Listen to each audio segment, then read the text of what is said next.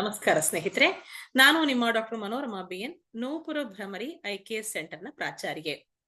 ನಿನ್ನೆಯಿಂದ ಶ್ಲೋಕಾಭಿನಯದ ಬಗ್ಗೆ ನಾನು ಪಾಠವನ್ನ ಆರಂಭ ಮಾಡಿದ್ದೆ. ಜೂನಿಯರ್ ವಿದ್ಯಾರ್ಥಿಗಳಿಗೆ ಮುಖ್ಯವಾಗಿ ನಿನ್ನೆಯ ಪಾಠಗಳಿತ್ತು. ಈ ಹೊತ್ತಿನ ಪಾಠ ಅದೇ ಶ್ಲೋಕಾಭಿನಯವನ್ನ ಮುಂದುವರಿಸಿಕೊಂಡ ಹಾಗೇನೆ ಚೂರ್ಣಿಕೆಗಳನ್ನು ಕೂಡ ಈ ಪಾಠದಲ್ಲಿ ಸೂಚಿಸೋಳಿದ್ದೇನೆ. ಹಾಗೇನೆ ನಾಮಾವಳಿ, ವೃತ್ತ ಇತ್ಯಾದಿಗಳನ್ನು ಕೂಡ ನಾನು ಮಾತಾಡೋಳಿದ್ದೇನೆ. ಹಾಗಾಗಿ ಈ ತರಗತಿಯ ಪಾಠಗಳು ಮುಖ್ಯವಾಗಿ ನಿಮಗೆ ವಿದ್ವತ್ತಿನಿಂದ ಮುಂದುವರೆದು ಗಂಧರ್ವ ಮಹಾವಿದ್ಯಾಲಯವನ್ನು ಒಳಗೊಂಡ ಹಾಗೇನೆ ಪದವಿ, ಸ್ನಾತಕೋತ್ತರ ಪದವಿ, ಹಾಗೆಯೇ ಸಂಶೋಧನಾ ಹಂತಗಳಿಗೂ ಕೂಡ ನೆರವಾಗಲಿದೆ. ಅದಕ್ಕಿಂತ ಮುಂಚೆ 2-3 ಪ್ರಶ್ನೆಗಳು ಬಂದಿದೆ, ಅದನ್ನ ನಾನು ಉತ್ತರಿಸೋದಕ್ಕೆ ಇಷ್ಟಪಡ್ತೇನೆ. ನವರಸ ಶ್ಲೋಕಗಳ ಬಗ್ಗೆ ಹೇಳಿ ಮೇಡಮ್ ಅಂತ ಕೇಳಿದ್ದಾರೆ. ಸಾಮಾನ್ಯವಾಗಿ ನಮ್ಮ ಭರತನಾಟ್ಯದಲ್ಲಿ ನವರಸ ಶ್ಲೋಕಗಳನ್ನ ಎಕ್ಸಾಮ್ ಟೈಮ್ ನಲ್ಲಿ ಕೇಳುತ್ತಾರೆ. ಏನು ನವರಸ ಶ್ಲೋಕಗಳು ಅಂತಂದ್ರೆ ಶೃಂಗಾರ, ಹಾಸ್ಯಕರಣ ಇತ್ಯಾದಿ ನವರಸಗಳನ್ನ ನಾವು ಕಲ್ತಿದೀವಲ್ವಾ, ಅದನ್ನ ಇಟ್ಟುಕೊಂಡ ಹಾಗೇನೆ ಯಾವುದೇ ಒಬ್ಬ ದೇವತೆ ಅಥವಾ ಭಗವಂತನನ್ನ ಗುರುತಿಸ್ಕೊಂಡು ಅವನಲ್ಲಿ ಅಥವಾ ಅವಳಲ್ಲಿ ಯಾವ ತರ ಈ ನವರಸಗಳು ಕಂಡು ಬರುತ್ತೆ ಅನ್ನೋದನ್ನ ತುಂಬಾ ಒಂದು ಸ್ಥೂಲವಾಗಿ ಒಂದು 4 ಸಾಲುಗಳಲ್ಲಿ ಅದನ್ನ ವರ್ಣಿಸಿರ್ತಾರೆ. ಅದನ್ನ ಆಯ್ಕೆ ಮಾಡಿಕೊಂಡು ಸಾಮಾನ್ಯವಾಗಿ ವಿದ್ಯಾರ್ಥಿಗಳು ಶೃಂಗಾರ, ಹಾಸ್ಯ, ಕರುಣ ಇತ್ಯಾದಿಗಳನ್ನ ಅಲ್ಲಿ ಆ ಒಂದು ಪ್ರಕರಣ ಅಥವಾ ಸನ್ನಿವೇಶ ಅಥವಾ ಯಾವ್ದಾದ್ರು ಒಂದು ಪಾತ್ರದ ಒಂದು ವಿಸ್ತರಣದಲ್ಲಿ ಸೂಚಿಸ್ತಾರೆ. ಉದಾಹರಣೆಗೆ ಹೇಳ್ಬೇಕು ಅಂತಂದ್ರೆ ನವರಸ ರಾಮಾಯಣ ಅನ್ನುವಂತಹ ಒಂದು ಶ್ಲೋಕ ಅದ ಒಂದು ರೀತಿ ಇದೆ. ಶೃಂಗಾರಂ ಕ್ಷಿತಿ ನಂದಿನಿ ವಿಹರಣೆ ವೀರಂ ಧನುರ್ಭಂಜನೆ ಎನ್ನುವಂತಹ ಶ್ಲೋಕ ತುಂಬಾ ಪ್ರಸಿದ್ಧವಾಗಿದೆ. ಇದನ್ನ ಸಾಮಾನ್ಯವಾಗಿ ಎಲ್ಲ ವಿದ್ಯಾರ್ಥಿಗಳು ಕಲ್ತಿರ್ತಾರೆ ಅಂತ ನಾನು ಗ್ರಹಿಸಿದ್ದೇನೆ. ಇದನ್ನು ಬಿಟ್ರೆ ಸೌಂದರ್ಯ ಲಹರಿಯ ಒಂದು ಶಿವೆ ಅಂದ್ರೆ ತಾಯಿ ದೇವಿಯ ಬಗ್ಗೆ ಇರುವಂತಹ ಒಂದು ಶ್ಲೋಕ ಅಲ್ಲ, ಅದು ಆಕ್ಚುಲಿ ಶಿಖರಿಣಿ ಛಂದಸ್ಸಿನಲ್ಲಿ ಸೌಂದರ್ಯ ಲಹರಿ ಇರುವಂತದ್ದು. ನಿನ್ನೆಯೂ ಕೂಡ ನಾನು ನಿಮ್ಗೆ ಹೇಳಿದ್ದೆ, ಶ್ಲೋಕ ಅಂತಂದ್ರೆ ಅದು ಮುಖ್ಯವಾಗಿ ಅನುಷ್ಠುಪ್ ಛಂದಸ್ನಲ್ಲೇ ಇರಬೇಕು. ಆದ್ರೆ ನಾವ್ ಈ ಹೊತ್ತಿಗೆ ಬೇರೆ ಯಾವುದೇ ಛಂದಸ್ನಲ್ಲಿ ಇದ್ರೂ ಕೂಡ ಅದು ಸಂಸ್ಕೃತದಲ್ಲಿ ಇದ್ರೆ ಸಾಕು, ಅದನ್ನ ನಾವು ಶ್ಲೋಕ ಅಂತ ಪರಿಗಣಿಸ್ತಾ ಇದ್ದೀವಿ. ಹಾಗೆ ನಾವು ಪರಿಗಣಿಸಿರುವಂತಹ ಒಂದು ನವರಸ ದೇವಿ ಸ್ತುತಿ ಅದು ಆಕ್ಚುಲಿ, ಅಂದ್ರೆ ಸೌಂದರ್ಯ ಲಹರಿ ಅಂತಲೂ ನಾವು ಕರಿಬಹುದು, ನವರಸ ದೇವಿ ಲಹರಿ ಅಂತಲೂ ಕರಿಬಹುದು. ಅದು ಶಿವೆ ಶೃಂಗಾರಾರ್ಧ ತದಿತರಾಜನೆ ಅನ್ನೋ ಥರದಲ್ಲಿ ಬರುತ್ತೆ, ಅದು ಕೂಡ ಇದೆ. ಹಾಗೇನೆ ನವರಸ ಶಿವ ಅನ್ನುವ ತರದ ಒಂದು ಶ್ಲೋಕವನ್ನು ಮಾಡ್ತಾರೆ, ಅದರಲ್ಲಿ ಶೃಂಗಾರಂ ವಾಮಭಾಗೆ ಅಂತ ಒಂದು ರಚನೆ ಬರುತ್ತೆ. ಅದು ಕೂಡ ಶ್ಲೋಕದ ಫಾರ್ಮ್ಯಾಟ್ ನಲ್ಲಿರುವಂತಹ ಛಂದಸ್ ಅಲ್ಲ. ಈಗ ನನ್ನ ಒಂದು ವಿವೇಚನೆ ಇದು, ನಾನು ಹೇಳಬೇಕಾ ಬೇಡವಾ ಅನ್ನೋಂಥ ಜಿಜ್ಞಾಸೆಯೂ ಇತ್ತು. ಯಾಕೆ ಅಂತಂದ್ರೆ ಸಾಮಾನ್ಯವಾಗಿ ನಾವು ಶಾಸ್ತ್ರ ಗ್ರಂಥಗಳನ್ನ ಓದಿರ್ತೀವಿ, ಸರಿ ತಪ್ಪುಗಳ ಬಗ್ಗೆ ಸಾಮಾನ್ಯವಾಗಿ ಮಾತಾಡ್ತಾ ಇರ್ತೀವಿ. ಹಾಗಾಗಿ ಇದನ್ನ ಹೇಳುವುದು ನನ್ನ ಕರ್ತವ್ಯ ಅಂತ ನಾನು ಹೇಳ್ತಾ ಇದ್ದೇನೆ. ಇದನ್ನ ನೀವು ಎಕ್ಸಾಮ್ಸ್ ಗಳಲ್ಲಿ ಬರಿಲೇಬೇಕು ಅಥವಾ ಹೇಳಲೇಬೇಕು ಅಂತಲ್ಲ, ಮುಂದೆ ನೀವು ಅಭಿವ್ಯಕ್ತಿಯ ಪ್ರಪಂಚಕ್ಕೆ ಇಳಿದಾಗ, ಕಲಾವಿದರಾಗುವಾಗ ಇದನ್ನ ಗಮನಿಸ್ಕೊಂಡ್ರೆ ಬಹಳ ಒಳ್ಳೆಯದು. ಹಾಗೇನೆ ಪರೀಕ್ಷೆಗಳಲ್ಲೂ ಕೂಡ ಗಮನಿಸ್ಕೊಳ್ಬಹುದು. ಏನು ಅಂತಂದ್ರೆ ನಾಟ್ಯಶಾಸ್ತ್ರಕ್ಕೆ ವ್ಯಾಖ್ಯಾನವನ್ನ ಬರೆದಂತಹ ಅಭಿನವ ಭಾರತಿ ಅನ್ನುವಂಥದ್ದು ವ್ಯಾಖ್ಯಾನ, ಪ್ರಸಿದ್ಧವಾಗಿರುವಂತಹ ವ್ಯಾಖ್ಯಾನ. ಅದೊಂದೇ ವ್ಯಾಖ್ಯಾನ ನಮಗೆ ದೊರೆತಿರುವಂಥದ್ದು. ಎಷ್ಟೋ ವ್ಯಾಖ್ಯಾನಗಳನ್ನ ಬೇರೆ ಬೇರೆ ವಿದ್ವಾಂಸರು ಬರೆದಿದ್ರು ಕೂಡ ನಮಗ್ ದೊರೆತಿರುವಂಥದ್ದು ಅಭಿನವ ಭಾರತಿ ಮಾತ್ರ. ಅದರಲ್ಲಿ ರಸಾಧ್ಯಾಯದ ವಿಭಾಗದಲ್ಲಿ ಅಭಿನವಗುಪ್ತ ಹೇಳುವಂಥದ್ದು ಏನು ಅಂತಂದ್ರೆ ಸ್ವಶಬ್ದಾನಭಿಧೇಯತ್ವಂ ರಸಾದೀನಾಂ ಅಂತಾನೆ. ಅಂದ್ರೆ ಏನು ಅಂತಂದ್ರೆ ರಸಭಾವಗಳು ಯಾವತ್ತೂ ಕೂಡ ಸ್ವಶಬ್ದವಾಚಕವಲ್ಲ. ಅಂದ್ರೆ ಏನು ಸ್ವಶಬ್ದ ಅಂತಂದ್ರೆ ಶೃಂಗಾರ ಅಂತ ಹೇಳಿದ ತಕ್ಷಣ ಶೃಂಗಾರ ಬರಲ್ಲ, ಹಾಸ್ಯ ಕರುಣಗಳ ಹೆಸರು ಹೇಳಿದ ತಕ್ಷಣ ಅದು ಬರಲ್ಲ ಅಂತ ಅರ್ಥ. ನಾವ್ ಈ ಹೊತ್ತಿಗೆ ಏನ್ ಮಾಡ್ತೀವಿ, ಸುಮಾರು ಸಲ ನಮಗೆ ಗೊತ್ತಿದ್ದೋ ಗೊತ್ತಿಲ್ಲದೆಯೋ ಶೃಂಗಾರಂ, ಹಾಸ್ಯಂ, ವೀರಂ ಅಂತ ಹೇಳಿದ ತಕ್ಷಣ ಅದರ ಅಭಿನಯವನ್ನ ಮಾಡ್ತೀವಿ. ಯಾವತ್ತೂ ಕೂಡ ರಸ ಅನ್ನೋದಕ್ಕೆ ಆ ಸನ್ನಿವೇಶಗಳು ಒದಗಬೇಕು, ಪಾತ್ರ ವಿವೇಚನೆಯಲ್ಲಿ ಅದು ಕಂಡು ಬರ್ಬೇಕು. ಇಲ್ಲದೆ ಹೋದ್ರೆ ಅದು ಹಾಸ್ಯಾಸ್ಪದ ಅಂತ ಅನಿಸ್ಕೊಳ್ಳುತ್ತೆ ಅಂತಲೇ ನಮಗೆ ಶಾಸ್ತ್ರ ಗ್ರಂಥಗಳು ತಿಳಿಯಪಡಿಸುತ್ತೆ. ಬೇಡ, ನೀವೀಗ ಪದವನ್ನ, ಅಷ್ಟಪದಿಯನ್ನ, ಜಾವಳಿಯನ್ನ ಎಲ್ಲ ಗಮನಿಸಿದಿರಲ್ವಾ, ಕಲ್ತಿದ್ದೀರಲ್ವಾ. ಒಂದು ಶೃಂಗಾರ ರಸ ಪ್ರೇಕ್ಷಕನಲ್ಲಿ ಬರಬೇಕು ಅಂತಂದ್ರೆ ಎಷ್ಟು ಕೆಲಸ ಮಾಡ್ಬೇಕು, ಎಷ್ಟು ಸನ್ನಿವೇಶಗಳನ್ನ, ಸಂಚಾರಿ ಭಾವಗಳನ್ನ ನೀವು ಅಭಿವ್ಯಕ್ತಿಸಬೇಕು. ಆಗ ಮಾತ್ರ ಒಂದು ರಸ ಅನ್ನುವಂಥದ್ದು ಪ್ರೇಕ್ಷಕನಲ್ಲಿ ವ್ಯುತ್ಪತ್ತಿಗೊಳ್ಳುತ್ತದೆ.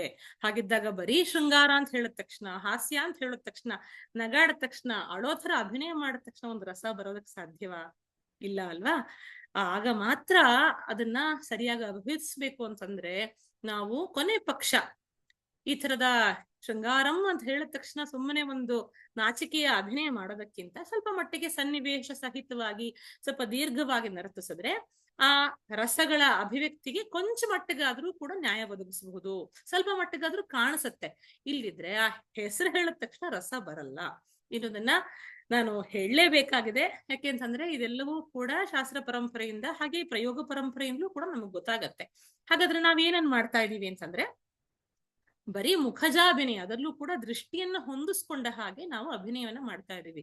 ಶೃಂಗಾರಕ್ಕೆ ದೃಷ್ಟಿಯನ್ನ ಹೇಳಿದಾನೆ, ಹಾಸ್ಯಕ್ಕೆ ದೃಷ್ಟಿಯನ್ನ ಹೇಳಿದಾನೆ, ಮುಖವನ್ನು ಗಮನಿಸ್ಕೊಂಡ ಹಾಗೆ ಮುಖಜಾಭಿನಯದ ಸಹಿತವಾಗಿ ಆ ದೃಷ್ಟಿಗಳು ಹೇಗ್ ಬರ್ಬೇಕು ಅಂತ ಹೇಳಿದಾನೆ ಭರತ ನಾಟ್ಯಶಾಸ್ತ್ರದಲ್ಲಿ. ಹಾಗಾಗಿ ನಾವ್ ಈ ಹೊತ್ತಿಗೆ ಮಾಡ್ತಾ ಇರುವಂತಹ ಶೃಂಗಾರ, ಹಾಸ್ಯ, ಕರುಣ, ವೀರ, ಬೀಭತ್ಸ, ಭಯಾನಕ, ಅದ್ಭುತ, ಶಾಂತ ಯಾವುದೇ ಆಗಿದ್ದಿರ್ಲಿ ಅದೆಲ್ಲವೂ ಕೂಡ ನಮ್ಮ ಮುಖಜಾಭಿನಯವನ್ನ ತೋರ್ಪಡಿಸುವಂತಹ ಮಟ್ಟಕ್ಕೆ ಮಾತ್ರ ಸೀಮಿತವಾಗಿರುವಂಥದ್ದು. ಅದು ಕೂಡ ದೃಷ್ಟಿಯ ಅಭಿನಯಗಳಿಗೆ ಮಾತ್ರ ಸೀಮಿತವಾಗಿರುವಂಥದ್ದು. ರಸಭಾವಗಳು ಹೆಸರು ಹೇಳಿದ ತಕ್ಷಣ ಬರೋದಿಲ್ಲ ಅನ್ನೋದನ್ನ ಗಮನಿಸ್ಕೊಳ್ಬೇಕು. ಹಾಗಾಗಿ ನವರಸ ಶ್ಲೋಕ ಅಂತ ನಾವು ಮಾಡೋದೇನೋ ಸರಿ, ಆದ್ರೆ ಶ್ಲೋಕದಲ್ಲಿ ಶೃಂಗಾರ, ಹಾಸ್ಯ ಅಂತ ಹೇಳಿದ ತಕ್ಷಣ ಅದು ಬರೋ ಹಾಗಿದ್ದಿದ್ರೆ ವಿಭಾವ, ಅನುಭಾವ, ಸಂಚಾರಿ, ಸಂಯೋಗಾದ್ ರಸ ನಿಷ್ಪತ್ತಿ ಅಂತ ಭರತನ ಸೂತ್ರಕ್ಕೆ ಏನ್ ಬೆಲೆ ಇರ್ತಿತ್ತು ಹೇಳಿ ಅಲ್ವಾ? ಏನ್ ಬೆಲೆ ಇದೆ? ಅವನು ಹೇಳ್ತಾನೆ ಸ್ಪಷ್ಟವಾಗಿ, ವಿಭಾವ, ಅನುಭಾವ, ಸಂಚಾರಿ ಭಾವಗಳು ಸೇರಿದಾಗ ಮಾತ್ರ ರಸ ಅಂತ ಹೇಳ್ತಾನೆ. ಹೌದಾ? ಹಾಗಿದ್ದಾಗ ಬರೀ ಶೃಂಗಾರ ಅಂತ ಹೆಸರು ಹೇಳಿದ ತಕ್ಷಣ ಬರೋದಿದ್ರೆ ಭರತ ಅವತ್ತೇ ಅದನ್ನ ಹೇಳ್ತಿರ್ಲಿಲ್ವಾ? ಹಾಗಾಗಿ ಇದನ್ನೆಲ್ಲ ಸೂಕ್ಷ್ಮವಾಗಿ ನಾವು ಗಮನಿಸ್ಕೊಳ್ಬೇಕು, ಶಾಸ್ತ್ರವನ್ನ ಸರಿಯಾದ ರೀತಿಯಲ್ಲಿ ಕಲಿಬೇಕು ಅನ್ನೋದು ನಮ್ಗೆ ಗೊತ್ತಾಗತ್ತೆ. ಎರಡನೇ ಪ್ರಶ್ನೆ ಬಂದಿದೆ, ದೇವತಾ ಸ್ತುತಿಯನ್ನ ಕೆಲವೊಂದ್ಸಲ ಶ್ಲೋಕಾಭಿನಯಕ್ಕೆ ಕೆಲವರು ಹೇಳೋದಿಲ್ಲ, ಇದು ಸೂಕ್ತವಾ ಅಂತ ಕೇಳಿದ್ದಾರೆ. ಸಾಮಾನ್ಯವಾಗಿ ಮಕ್ಕಳ ಶ್ಲೋಕಾಭಿನಯಗಳಲ್ಲೆಲ್ಲ ನಾವು ಕಂಡು ಬರುವಂತದ್ದು ದೇವತಾ ಸ್ತುತಿಗಳನ್ನೇ ಅಲ್ವಾ? ಶುಕ್ಲಾಂಬರದ್ರಮ್ಮಿಂದ ಹಿಡಿದು ಸರಸ್ವತಿ ನಮಸ್ತುಭ್ಯಂ ಆಗಿರ್ಲಿ, ಅಗಜಾನನ ಪದ್ಮಾರ್ಕಂ ಗಣಪತಿದಾಗಿರ್ಲಿ, ಅಥವಾ ಶಿವಂದಿ ಯಾವ್ದು ಅಂದಾಗಿರ್ಲಿ, ಲಕ್ಷ್ಮೀದು, ದೇವಿದು, ಈ ತರ ನಮ್ಗೆ ಸಾವಿರಾರು ಶ್ಲೋಕಗಳು ಸಿಗುತ್ತೆ ಅನುಷ್ಠುಪ್ ಛಂದೋ ವರ್ಗದಲ್ಲಿರುವಂಥದ್ದು. ಅಷ್ಟೇ ಯಾಕೆ ನಾಟ್ಯಶಾಸ್ತ್ರದಲ್ಲಿರುವಂಥದ್ದು, ಭಗವದ್ಗೀತೆನಲ್ಲಿರುವಂಥದ್ದು, ರಾಮಾಯಣದಲ್ಲಿರುವಂಥದ್ದು ಎಲ್ಲದೂ ಕೂಡ ಅನುಷ್ಠುಪ್ ಛಂದಸ್ಸಿನ ಶ್ಲೋಕಗಳೇ ಆಗಿದೆ. ಹಾಗಾಗಿ ಅಲ್ಲಿಂದಲೂ ಕೂಡ ಆಯ್ಕೆ ಮಾಡ್ಕೊಳ್ಬಹುದು. ಹಾಗಾಗಿ ಶ್ಲೋಕಗಳ ಸಂಖ್ಯೆ ಅಪರಿಮಿತವಾಗಿದೆ. ನಾವು ಅದರಲ್ಲಿ ಮೂರು ರೀತಿಯ ಒಂದು ಜನರಲೈಸ್ ಆಗಿ ನಾವು ಒಂದು ಮೂರು ರೀತಿಯ ವಿಭಾಗಗಳನ್ನ ಮಾಡ್ಕೋಬಹುದು. ಒಂದು ಶೃಂಗಾರ ಪೂರಿತವಾಗಿರುವಂತಹ ಕೆಲವೊಂದು ರಚನೆಗಳನ್ನ ಕಾಣ್ತೀವಿ, ಇನ್ನೊಂದು ಭಕ್ತಿಯಿಂದ ಗಮನಿಸ್ಕೊಂಡಿರೋದನ್ನ ಕಾಣ್ತೀವಿ, ಭಕ್ತಿ ಪೂರಿತವಾದಂಥದ್ದು. ಮೂರನೇದು ವರ್ಣನೆ, ದೇವತೆಗಳ ಅಥವಾ ಭಗವಂತನ ವರ್ಣನೆ ಇರುವಂತಹ ಶ್ಲೋಕಗಳನ್ನು ಕಾಣ್ತೀವಿ. ಹಾಗಾಗಿ ಕೆಲವೊಂದ್ಸಲ ವಿದ್ವತ್ ಮಟ್ಟದ ಅಭಿವ್ಯಕ್ತಿನಲ್ಲಿ ನಾಯಕ ಭಾವ ಅಷ್ಟೊತ್ತಿಗೆ ಕಲ್ತು ಅವರು ಪ್ರೌಢರಾಗಿರ್ತಾರೆ ಅನ್ನೋ ಕಾರಣಕ್ಕೆ ಅಪೇಕ್ಷೆಯನ್ನ ಮಾಡ್ತಾರೆ. ಅದಲ್ಲದೇನೂ ಕೂಡ ಭಕ್ತಿ, ಶೃಂಗಾರ, ಹಾಗೇನೆ ವರ್ಣನೆ ಅನ್ನುವ ತರದ ಮೂರು ರೀತಿಯ ಶ್ಲೋಕಾಭಿನಯಗಳನ್ನ ನಾವು ಗಮನಿಸ್ಬೋದು. ಈ ಹೊತ್ತಿಗೆ ಮಧುರ ಭಕ್ತಿಯ ಶೃಂಗಾರವೇ ಮಾನದಂಡ ಆಗಿರ್ಬೇಕು ಅನ್ನುವಂತ ಒಂದು ಕಲ್ಪನೆ ಹುಟ್ಕೊಂಡಿದೆ. ಹಾಗಾಗಿ ಸಾಮಾನ್ಯವಾಗಿ ದೇವತಾ ಸ್ತುತಿ ಶ್ಲೋಕಾಭಿನಯಕ್ಕೆ ಸೂಕ್ತ ಅಲ್ಲ ಅಂತ ವಾದಿಸೋರಿದ್ದಾರೆ. ಆದ್ರೆ ಅದಕ್ಕೆ ಯಾವುದೇ ರೀತಿಯಿಂದಲೂ ಕೂಡ ಆಧಾರ ಇಲ್ಲ ಅಂತ ಗೊತ್ತಾಗುತ್ತೆ. ಹಾಗೆ ನೋಡಿದ್ರೆ ನಾನು ಈಗಾಗಲೇ ಹೇಳಿದೆಲ್ಲ ಶ್ಲೋಕವೇ ಅಲ್ಲದೆ ಹೋದ್ರೂ ಕೂಡ ಅದು ಸಂಸ್ಕೃತದ ಒಂದಷ್ಟು ಛಂದಸ್ನಲ್ಲಿ ಇದ್ರೆ ಸಾಕು ಅದನ್ನ ಶ್ಲೋಕಾಭಿನಯ ಅಂತ ಒಪ್ಕೊಂಡ್ಬಿಡ್ತೀವಿ. ಉದಾಹರಣೆಗೆ ಲೀಲಾಶುಕ ಕವಿಯ ಶ್ರೀಕೃಷ್ಣ ಕರ್ಣಾಮೃತವೂ ಕೂಡ ಒಂದು, ಅದರಲ್ಲಿರುವಂತಹ ಬಾಲಮುಕುಂದ ಅಷ್ಟಕ ಅದು, ಅಥವಾ ನಾವು ಅದನ್ನ 4 ಪದಗಳಲ್ಲೂ ಶ್ಲೋಕ ಇದು ಏನು ರಚನೆಯನ್ನ ಕಾಣಬಹುದು. ಅದರಲ್ಲಿ ಪ್ರಸಿದ್ಧವಾದಂಥದ್ದು ಕರಾರವಿಂದೇನ ಪದ ರವಿಂದೇನೆ, ಕೇಳಿ ಇರ್ತೀರಾ, ಮಾಡಿಯೂ ಇರ್ತೀರಾ. ಅದು ಹೆಸರು ಬಂದಿರೋದು ಅದಕ್ಕೆ ಶ್ಲೋಕ ಅಂತ ಹೆಸರಾಗಿ. ಹಾಗೆಯೇ ಅದ್ರಲ್ಲಿ ಯಾಕೆ ಅಂತಂದ್ರೆ ಅದ್ರಲ್ಲಿ ಶೃಂಗಾರವೂ ಬರುತ್ತೆ, ಭಕ್ತಿಯೂ ಬರುತ್ತೆ, ವರ್ಣನೆಯೂ ಬರುತ್ತಲ್ಲ. ಹಾಗಾಗಿ ಕೃಷ್ಣ ಕರ್ಣಾಮೃತದಿಂದ ಆರಿಸಿದ್ರೆ ಎಲ್ಲರ ಬೇಡಿಕೆಯನ್ನು ಸಂಪೂರ್ಣ ಮಾಡ್ಬೋದು ಅನ್ನುವಂತ ಒಂದು ತರ್ಕ ಇದೆ. ಇದೇ ರೀತಿ ಗೀತ ಗೋವಿಂದದಲ್ಲಿ ನಾನು ಈಗಾಗಲೇ ಹೇಳಿದ್ದೇನೆ ಕಳೆದ ತರಗತಿಗಳಲ್ಲೂ ಕೂಡ, ಅದಲ್ಲೂ ಕೂಡ ಕೆಲವೊಂದು ಶ್ಲೋಕದ ರೂಪದಲ್ಲಿ ರಚನೆಗಳು ಬರೆಯಲ್ಪಟ್ಟಿದೆ. ಅದನ್ನ ಹಾಗೇನೆ ಅಮರು ಶತಕದಿಂದ, ಸೌಂದರ್ಯ ಲಹರಿ ಶಂಕರ ಭಗವತ್ಪಾದರದ್ದು, ರಾಮಕರ್ಣಾಮೃತ, ಹಾಗೇನೆ ಕುಲಶೇಖರ ಆಳ್ವನ ಮುಕುಂದಮಾಲಾ ಸ್ತೋತ್ರದಲ್ಲಿರುವಂತದ್ದು ಕೂಡ ಇದೆ. ಹೀಗೆ ಬೇರೆ ಬೇರೆ ಕಾವ್ಯಗಳಿಂದ, ಮುಕ್ತಕಗಳಿಂದಲೂ ಕೂಡ ಆರಿಸಿ ಶ್ಲೋಕಾಭಿನಯವನ್ನ ಮಾಡ್ತಾರೆ. ಹಾಗಾಗಿ ಹೆಸರಿಗೆ ಶ್ಲೋಕ ಅಂತ ಇದ್ರೂ ಕೂಡ ಅದು ಸಂಸ್ಕೃತದ ಕೆಲವೊಂದು ಭಕ್ತಿ ಪೂರಿತವಾದ ಅಥವಾ ವರ್ಣನಾತ್ಮಕವಾದಂತಹ ಅಥವಾ ಶೃಂಗಾರ ಪೂರಿತವಾದಂತಹ ರಚನೆಗಳು 4 ಸಾಲಿನ 8 ಸಾಲು ಅಬ್ಬಬ್ಬ ಅಂತಂದ್ರೆ ಅಂತ ಹೇಳಬಹುದು. ಇತ್ತೀಚೆಗೆ ದೇಶಭಕ್ತಿ ಅಥವಾ ಲೋಕ ಕಲ್ಯಾಣ ಈ ತರದನ್ನ ಬಿಂಬಿಸುವಂತಹ ಶ್ಲೋಕ ಪದ್ಯಗಳನ್ನು ಕೂಡ ನಾವು ಕಾಣ್ತೀವಿ. ಸ್ವಸ್ತಿ ಪ್ರಜಾಭ್ಯ ಆಗಿರ್ಲಿ ಅಥವಾ ಇನ್ನು ಸರ್ವೇ ಭವಂತು ಸುಖಿನಃ ಆಗಿರ್ಲಿ, ಇದನ್ನೆಲ್ಲ ಕೂಡ ನಾವು ಮಾಡ್ಕೊಂಡು ಬಂದಿದ್ದೇವೆ. ಈ ಶ್ಲೋಕಾಭಿನಯ ಎಷ್ಟು ಪ್ರಾಚೀನ ಅನ್ನುವಂಥದ್ದು ಇನ್ನೊಂದು ಪ್ರಶ್ನೆ. ಅದೇನು ಅಂತಂದ್ರೆ, ನಾವು ಶ್ಲೋಕವನ್ನ ಕಾವ್ಯದಲ್ಲಿ ಮೊದಲು ಕಾಣೋದು ರಾಮಾಯಣದಲ್ಲಿ. ಆದಿಕವಿ ವಾಲ್ಮೀಕಿ ಅಲ್ವಾ, ಮೊದಲ ಕಾವ್ಯ ರಾಮಾಯಣವೇ. ಹಾಗಾಗಿ ಶ್ಲೋಕದ ಹೆಸರನ್ನ ಕಾವ್ಯದ ರೂಪದಲ್ಲಿ ಕಾಣುವಂಥದ್ದು ರಾಮಾಯಣದಲ್ಲಿ. ಅದಕ್ಕಿಂತಲೂ ಹಿಂದೆ ಇತ್ತು ಅನ್ನೋದು ನಮ್ಗೆ ತಿಳಿದು ಬರುತ್ತೆ. ನಾಟ್ಯಶಾಸ್ತ್ರದಲ್ಲೂ ಕೂಡ ಶ್ಲೋಕದ ವಿಷಯ ಬಂದೇ ಇದೆ, ಲಕ್ಷಣವೂ ಇದ್ದೇ ಇದೆ. ವಾಲ್ಮೀಕಿ ಶ್ಲೋಕ ರೂಪದಲ್ಲಿ ಹೇಳಿರುವಂತಹ ಶಾಪವನ್ನ ಬ್ರಹ್ಮ ಅದನ್ನ ಅವನ ಬಾಯಿಂದ ಹೊರಗಡೆ ಬರ್ಬೇಕಾದ್ರೆ ಶ್ಲೋಕವನ್ನ ಹಾಕಿಸ್ದ ಅಂತ ಸ್ವತಃ ಬ್ರಹ್ಮನೇ ಹೇಳ್ತಾನೆ. ನಿನ್ನ ಶೋಕವು ನನ್ನ ಸಂಕಲ್ಪದಿಂದಾಗಿ ಶ್ಲೋಕದ ರೂಪದಲ್ಲಿ ಬಂದಿದೆ ಅನ್ನೋದ್ರಲ್ಲಿ ಮಾತುಗಳು ಬರುತ್ತೆ. ಹಾಗಾಗಿ ಒಂದರ್ಥದಲ್ಲಿ ನೀವು ಪರೀಕ್ಷೆಗೆ ಬರಿಬೇಕಾದ್ರೆ ರಾಮಾಯಣ ಮೊದಲ ಕಾವ್ಯ ಶ್ಲೋಕವನ್ನ ಉಲ್ಲೇಖಿಸಿದ್ದು ಅನ್ನೋ ಥರದಲ್ಲಿ ಬರೆದ್ರೆ ತಪ್ಪೇನೂ ಇಲ್ಲ. ಹೀಗೆ ಬರಿಬೇಕು ಮಾತ್ರ, ರಾಮಾಯಣ ಮೊದಲ ಕಾವ್ಯ ಅಂತಲೇ ಬರಿಬೇಕು. ಆಯ್ತಾ? ಇನ್ನು ಶ್ಲೋಕ ಅನ್ನುವಂಥ ಶಬ್ದಕ್ಕೆ ಕೀರ್ತಿ ಅನ್ನುವಂಥ ಹೆಸರು ಇದೆ. ನಾವೀಗಾಗಲೇ ಗಮನಿಸಿದೀವಲ್ವಾ, ತೋಡೆಯಮಂಗಲದಲ್ಲೂ ಕೀರ್ತಿಸ್ತುತಿ ಇದೆ, ಕೌತ್ವದಲ್ಲೂ ಕೀರ್ತಿಸ್ತುತಿ ಇದೆ, ಶಬ್ದದಲ್ಲೂ ಕೂಡ, ಶಬ್ದನೃತ್ಯದಲ್ಲೂ ಕೂಡ ಕೀರ್ತಿಯ ಸ್ತುತಿ ಇದೆ. ಇದು ಹಾಗೇನೆ ಶ್ಲೋಕ ಅಂತಂದ್ರೆ ಇದು ಕೂಡ ಕೀರ್ತಿ ಅನ್ನುವಂತಹ ಅರ್ಥವುಳ್ಳಂತಹ ಶ್ಲೋಕಗಳು. ಏನು ರೂಪ, ಗುಣ, ವರ್ಣನೆ ಇದಕ್ಕೆ ಸಂಬಂಧಪಟ್ಟಿರೋದೆಲ್ಲವೂ ಕೂಡ ಕೀರ್ತಿಯೇ ಅಲ್ವಾ. ಹಾಗಾಗಿ ಎಷ್ಟು ಶಾಸನಗಳ ಪ್ರಶಸ್ತಿ ಪದ್ಯಗಳು ಕೂಡ ಶ್ಲೋಕದಲ್ಲೇ ಇದೆ. ಈಗ ಉದಾಹರಣೆಗೆ ಹೇಳಬೇಕು ಅಂತಂದ್ರೆ, ನೀವು ಶಾಸನದ ವಿದ್ಯಾರ್ಥಿಗಳಾದ್ರೆ ನಮಸ್ತುಂಗ ಶಿರಶ್ಚುಂಬಿ ಚಂದ್ರ ಚಾಮರ ಚಾರವೇ ಅಂತ ಸಾಮಾನ್ಯವಾಗಿ ಶಾಸನದ ಮೊದಲ ಶ್ಲೋಕ, ಮೊದಲ ಪದ್ಯದ ತರ ಕಂಡು ಬರುತ್ತೆ. ಅದು ಶ್ಲೋಕದ ರೂಪದಲ್ಲೇ ಇದೆ, ಅನುಷ್ಠುಪ್ ಛಂದಸ್ನಲ್ಲೇ ಇದೆ. ಹಾಗಾಗಿ ಶಾಸನ ಪದ್ಯಗಳಲ್ಲೂ ಕೂಡ ಶ್ಲೋಕಗಳನ್ನು ನಾವು ತುಂಬಾ ಪ್ರಸಿದ್ಧವಾಗಿರುವಂತಹ ಛಂದೋವರ್ಗ ಅದು ಅನುಷ್ಠುಪ್ ಅನ್ನೋದು. ನರ್ತನ ನಿರ್ಣಯ ಅಂತ, ಪಂಡರೀಕ ವಿಠಲನ ನರ್ತನ ನಿರ್ಣಯ, ಇದೆಲ್ಲವೂ ಕೂಡ ನಿಮ್ಮ ಪರೀಕ್ಷೆಗೆ ಇರುವಂತಹ ಸಿಲೆಬಸ್ ನಲ್ಲೇ ಇದೆ. ಈ ನರ್ತನ ನಿರ್ಣಯದಲ್ಲಿ ಬರುವಂತದ್ದು ಕೂಡ ಒಂದು ಶ್ಲೋಕಾಭಿನಯ ಅನ್ನುವಂಥ ಒಂದು ನೃತ್ಯ ಇದೆ. ಅದರಲ್ಲಿ ವಿಶೇಷತೆ ಏನು ಅಂತಂದ್ರೆ, ನಾವೀಗ ಸಾಮಾನ್ಯವಾಗಿ ಶ್ಲೋಕಾಭಿನಯವನ್ನ ಯಾವುದೇ ರೀತಿಯ ಗತಿ ಅಥವಾ ನೃತ್ಯದ ವಿಶೇಷವಾಗಿರುವಂತಹ ಅಳವಡಿಕೆ ಇಲ್ಲದೆ ನಾವು ಸಾಹಿತ್ಯಕ ಅಭಿನಯವನ್ನ ಮಾಡ್ತೀವಿ ಅಲ್ವಾ. ಆದ್ರೆ ಅಲ್ಲಿ ಶ್ಲೋಕಾಭಿನಯದಲ್ಲಿ, ಅದು ಪುಷ್ಪಾಂಜಲಿಯ ನಂತರದಲ್ಲಿ ಬರುವಂತ ಸಂಗತಿ, ಅಲ್ಲಿ ಹಯಲೀಲಾ, ಮೃಗಿ, ಹಂಸಿ, ಕುಕ್ಕುಟ, ಗಜಗಾಮಿನಿ ಮೊದಲಾದಂತಹ ಬೇರೆ ಬೇರೆ ಗತಿಗಳು, ಅಂದ್ರೇನು, ಜಿಂಕೆ, ಹಂಸ, ಕೋಳಿ ಅಥವಾ ಆನೆ, ಅಥವಾ ಇದು ಏನು ಕುದುರೆ, ಈ ತರದ ಬೇರೆ ಬೇರೆ ಅವರ ಇದರಲ್ಲಿ ಬರುವಂತಹ ಗತಿಗಳಿದೆ ಅಲ್ಲ, ಅವರ ನಡಿಗೆಯಲ್ಲಿ ಬರುವಂತದ್ದು ಪ್ರಾಣಿಗಳದ್ದು, ಅದರದೊಂದು ಅನುಕರಣಾತ್ಮಕವಾದಂತಹ ಗತಿಗಳನ್ನ ಮಾಡಬೇಕು ಅಂತ ನರ್ತನ ನಿರ್ಣಯ ಹೇಳುತ್ತೆ. ಇನ್ನು ನಿರೂಪಣೆಗಳಲ್ಲಿಯೂ ಕೂಡ ಶ್ಲೋಕ ಅನ್ನುವಂತಹ ಹೆಸರು ಬರುತ್ತೆ. ಶಹಜಿ ಮುಂದಿನ ತಲೆಮಾರು, 2ನೇ ಸರಫೋಜಿ, ಅವನ ಒಂದು ಪ್ರಮುಖವಾದಂತಹ ಕೃತಿ ಕೊರವ್ಯಾಚೆ ಸಾಹಿತ್ಯಾಸೆ ಜಿನ್ನಸ್ ಅಥವಾ ನಿರೂಪಣ ಅಂತಲೂ ಕರಿತೀವಿ. ಏಕರಾಗ, ಏಕತಾಳ, ಏಕಾರ್ಥ. ಈಗಾಗಲೇ ನಿಮ್ಗೆ ನನ್ನ ಈ ಸೆಷನ್ಸ್ಗಳನ್ನೆಲ್ಲ ಕೇಳಿ ಗೊತ್ತಿದ್ರೆ ಇದನ್ನ ನಿಮ್ಗೆ ಕಂಠಪಾಠವಾಗಿ ಬಂದಿರುತ್ತೆ, ಯಾಕೆಂದ್ರೆ ಅಷ್ಟು ಸಲ ನಾನು ಹೇಳಿದ್ದೀನಿ ಇದನ್ನ. ಅದಕ್ಕೆ ಕೂಡ ಶ್ಲೋಕ ವರ್ಣ ಅನ್ನುವ ಹೆಸರಿನಲ್ಲಿ ಶ್ಲೋಕದ ಶಬ್ದ ಬರುತ್ತೆ. ಆದ್ರೆ ಅದು ಬರೀ ಏನು ಸಂಸ್ಕೃತ ಸಾಹಿತ್ಯದಲ್ಲಿ ಇಲ್ಲ, ಅದು ಮರಾಠಿನಲ್ಲೇ ಇದೆ.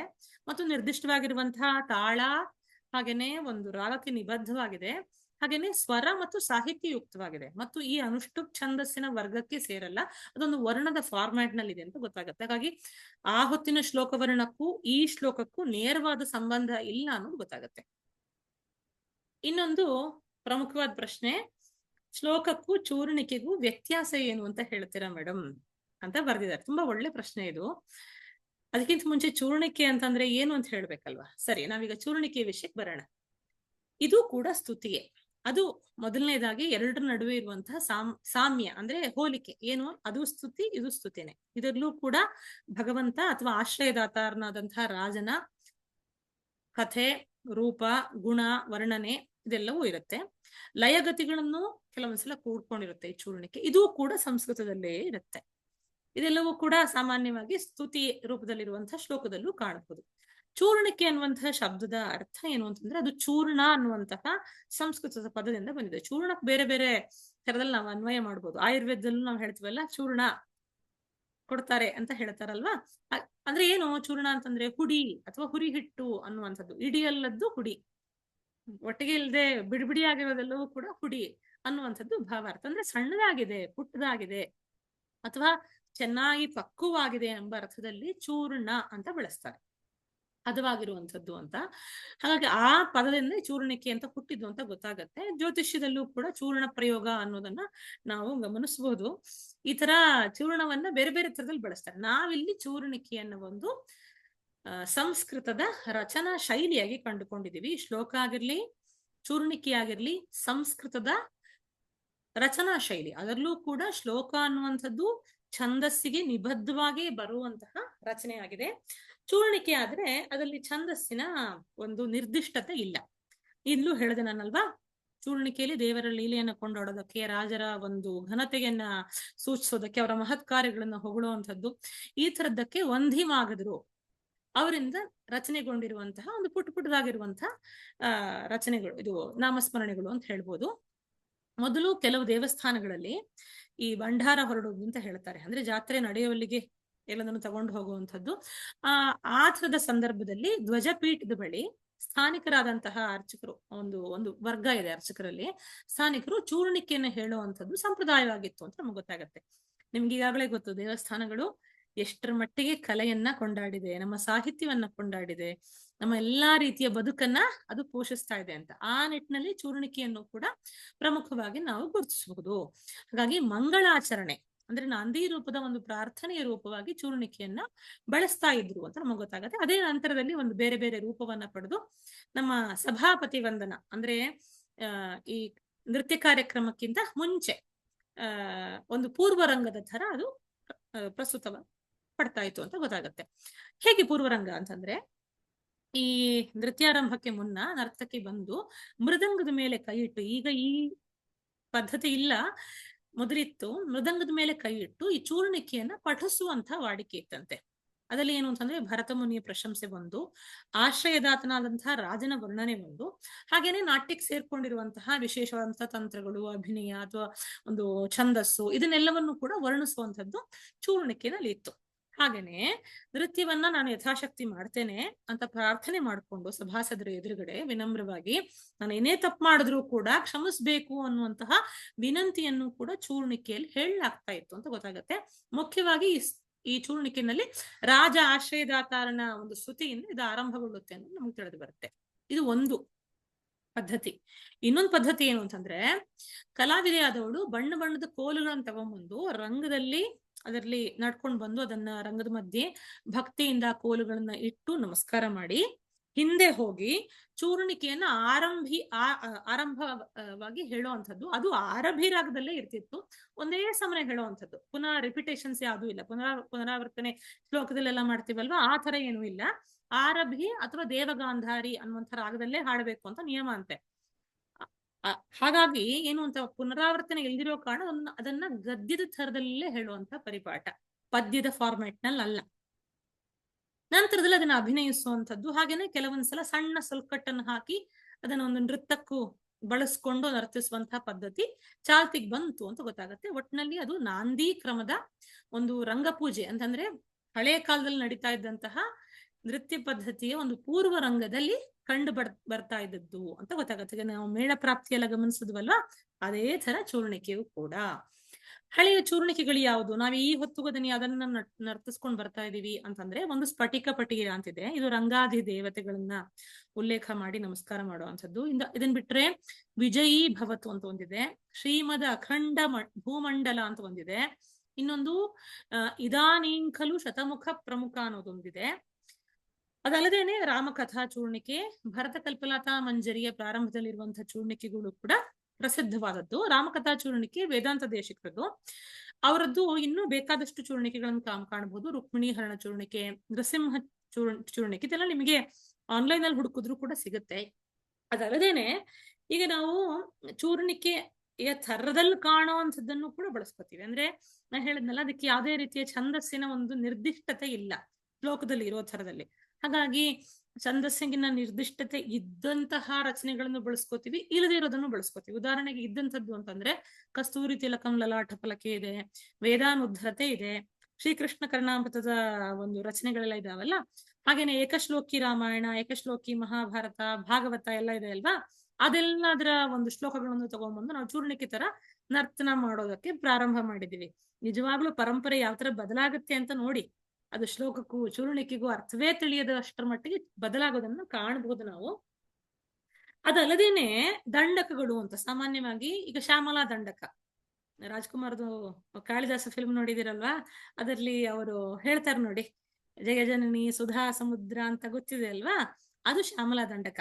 ತುಂಬಾ ದೊಡ್ಡದಿದೆ, ಅವ್ರು ಹೇಳಿದಷ್ಟೇ ಅಲ್ಲ, ಒಂದು ಸಣ್ಣ ಪುಟ್ಟ ಪುಸ್ತಕದಲ್ಲೂ ಕೂಡ 4 ಪೇಜ್ ಕಡಿಮೆ ಇಲ್ದಂಗೆ ಬರುತ್ತೆ. ಅದೇ ತರದಲ್ಲೇ ಈಗ ರಘುವೀರ ಗದ್ಯ ಅಂತ, ಅದು ಕೂಡ ವೇದಾಂತ ದೇಶಿಕರ ಮೊದಲಾದಂತಹ ಸುಮಾರು ಜನ ಈ ತರದ ಗದ್ಯಗಳನ್ನೆಲ್ಲ ಬರೆದಿದ್ದಾರೆ. ಅದು ಕೂಡ ದಂಡಕದ ಫಾರ್ಮ್ಯಾಟ್ ನಲ್ಲಿ ಕೆಲವೊಂದ್ಸಲ ಇರುತ್ತೆ. ಅದು ಉದ್ದಕ್ಕಿರುತ್ತೆ. ಗದ್ಯ ಅಂತಂದ್ರೆ ಏನು, ನಿಮ್ಗೆ ಎಲ್ಲೂ ಕೂಡ ಸ್ಟಾಪ್ ಸಿಗಲ್ಲ ಅದಕ್ಕೆ. ಶ್ಲೋಕ ತರ 8 ಅಕ್ಷರ 8 ಅಕ್ಷರ 8 ಅಕ್ಷರ 8 ಅಕ್ಷರ ಅಂತ ಸ್ಟಾಪ್ ಸಿಗಲ್ಲ, ಉದ್ದಕ್ಕೆ ಹೋಗ್ತಾ ಇರತ್ತೆ.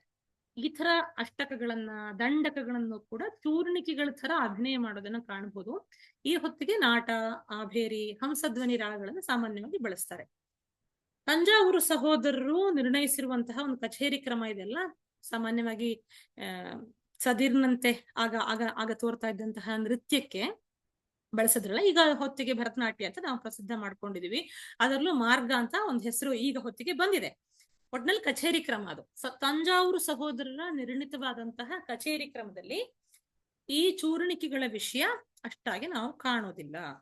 ಶ್ಲೋಕ ಆದ್ರೂ ಕೆಲವೊಂದು ಕಡೆ ನಾವು ಕಾಣ್ತೀವಿ, ಆದ್ರೆ ಕಚೇರಿ ಕ್ರಮದಲ್ಲಿ ಚೂರ್ಣಿಕೆಗಳ ವಿಷಯ ಇರಲ್ಲ, ನಾವು ಎಷ್ಟರೂ ಕಂಡಿಲ್ಲ. ಆದ್ರೆ ಭರತನಾಟ್ಯದ ಪೂರ್ವರಂಗ ಪರಂಪರೆಯಲ್ಲಿ ಇದು ಇತ್ತು ಅಂತ ನಮಗೆ ಗೊತ್ತಾಗತ್ತೆ. ಕ್ರಮೇಣ ದೇವತಾ ಸ್ತುತಿಗಳು ಬೇರೆ ಬೇರೆ ಇದೆ ಅಲ್ವಾ, ನಾವು ಪದವರ್ಣದಲ್ಲೂ ಮಾಡ್ತೀವಿ. ಹಾಗೇನೆ ಪದ, ಜಾವಳಿ, ದೇವರನಾಮ, ಇನ್ನೇನು ಬೇಕಾದಷ್ಟು ಆಗಿರ್ಲಿ ಶಬ್ದ ಆಗಲಿ ಎಲ್ಲಾನು ಸ್ತುತಿ ರೂಪದಲ್ಲೇ ಇರುತ್ತಲ್ಲ. ಹೀಗೆ ದೇವತಾ ಸ್ತುತಿಗಳು ಜನಪ್ರಿಯವಾದ ಮೇಲೆ ಈ ಚೂರ್ಣಿಕೆಯನ್ನ ಉತ್ತರಾಂಗದಲ್ಲಿ ನೋಡಿ, ಮೊದಲು ಪೂರ್ವಾಂಗದಲ್ಲಿ ಇತ್ತು, ನಂತರದಲ್ಲಿ ಉತ್ತರಾಂಗದಲ್ಲಿ ಒಂದು ಸ್ತುತಿ ರೂಪದಲ್ಲಿ ನರ್ತಿಸುವಂತಹ ಒಂದು ವಾಡಿಕೆ ಬಂತು. ಮೈಸೂರು ಪದ್ಧತಿಯಲ್ಲಿ ಚೂರ್ಣಿಕೆ ಈ ಹೊತ್ತಿಗೂ ಕೂಡ ತುಂಬಾ ಪ್ರಸಿದ್ಧ. ಅದರಲ್ಲೂ ಕೂಡ ಶೃಂಗಾರ ಲಹರಿ ಮೊದಲಾದ ಒಂದು ಸಂದರ್ಭಗಳಲ್ಲಿ ಸೌಂದರ್ಯ ಲಹರಿ, ಶೃಂಗಾರ ಲಹರಿ ಮೊದಲಾದಂಥವುಗಳನ್ನ ಅಭಿನಯ ಮಾಡ್ಬೇಕಾದ್ರೆ ಸಾಹಿತ್ಯದ ಜೊತೆಗೆ ಸ್ವರವನ್ನು ಸೇರಿಸಿದ್ರೆ ಅದನ್ನ ಸ್ವರ ಪದ ಅಂತ ಕರೆದು ನರ್ತಿಸುವಂತಹ ಚಾಲ್ತಿ ಇತ್ತು ಅಂತ ನಮ್ಗೆ ಗೊತ್ತಾಗತ್ತೆ. ಈ ಹೊತ್ತಿಗೆ ನರ್ತಿಸ್ತಾ ಇರುವಂತಹ ಪ್ರಸಿದ್ಧವಾಗಿರುವಂತಹ ಒಂದು ಚೂರ್ಣಿಕೆ ತರಾನೇ ಅದೊಂದು ಸ್ವಲ್ಪ ಅಪಭ್ರಂಶಗೊಂಡಿದೆ ಅಂತ ಅನ್ಸುತ್ತೆ ನಂಗೆ. ಭರತ ಕುಲ ಭಾಗ್ಯ ಕಲಿಕೆ ಅಂತ ಒಂದು 2 ಸಾಲಿನ ಒಂದು ಸಾಹಿತ್ಯ, ಅದು ಹೆಚ್ಚು ಇಲ್ಲ, ಅದು ರಂಗಾದಿ ದೇವತೆಯನ್ನ ಪ್ರಾರ್ಥಿಸುವ ತರ ಇದೆ. ಅದರ ಮೂಲ ಎಲ್ಲಿದೆ ಅಂತಲೂ ಕೂಡ ಗೊತ್ತಾಗಲ್ಲ. ಆ ಕಡೆ ಚೂರ್ಣಿಕೆಯೂ ಅಲ್ಲ, ಆ ಕಡೆ ಶ್ಲೋಕವೂ ಇಲ್ಲ, ಅಷ್ಟು ದೀರ್ಘವೂ ಇಲ್ಲ, ಅದಕ್ಕೆ ಏನು ಸ್ಪಷ್ಟತೆ ಇಲ್ಲ. ಒಟ್ನಲ್ಲಿ ಅದನ್ನ ಅಭಿನಯ ಮಾಡೋದನ್ನ ನಾವು ಗಮನಿಸಬಹುದು. ಸರ್ವೇ ಸಾಮಾನ್ಯವಾಗಿ ಎಲ್ಲಾ ಕಡೆನೂ ಇದೆ ಅದು.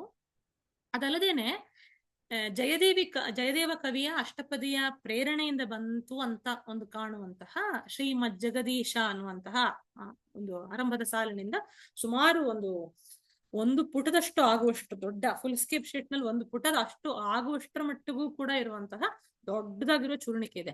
ಈ ಚೂರ್ಣಿಕೆಯನ್ನ ನೀವು ಈ ಹೊತ್ತಿಗೂ ಪಡಿಬಹುದು. ಎಲ್ಲಿಂದ ಅಂದ್ರೆ BS ಕೌಶಿಕ್ ಅವರ ಭರತನಾಟ್ಯ ದಿಗ್ದರ್ಶನ ಅನ್ನುವಂತಹ ಪುಸ್ತಕದಲ್ಲಿ ಇದನ್ನ ಬಳಸಿದ್ದಾರೆ. ಹಾಗೇನೆ ವೇದಾಂತ ದೇಶಿಕರದ್ದು ರಾಮಕಥಾ ಚೂರ್ಣಿಕೆಯನ್ನು ಅದರಲ್ಲಿ ಪ್ರಕಟಿಸಿದ್ದಾರೆ. ಇದು ಮೈಸೂರು ಸಂಪ್ರದಾಯದಲ್ಲಿ ನರ್ತಿಸಲ್ಪಡ್ತಾ ಇತ್ತು ಅಂತಲೂ ಕೂಡ ಗೊತ್ತಾಗುತ್ತೆ. ಇದು ಎಷ್ಟು ದೊಡ್ಡದಾಗಿದೆ ಅಂತಂದ್ರೆ ಇದು ವಂದಿಮಾಗದರ ಅದೇ ಹೊಗಳ್ತಾರಲ್ವಾ, ಅವರ ಆ ಭಟರ ಹೊಗಳಿಕೆ ಆಗಿದೆ.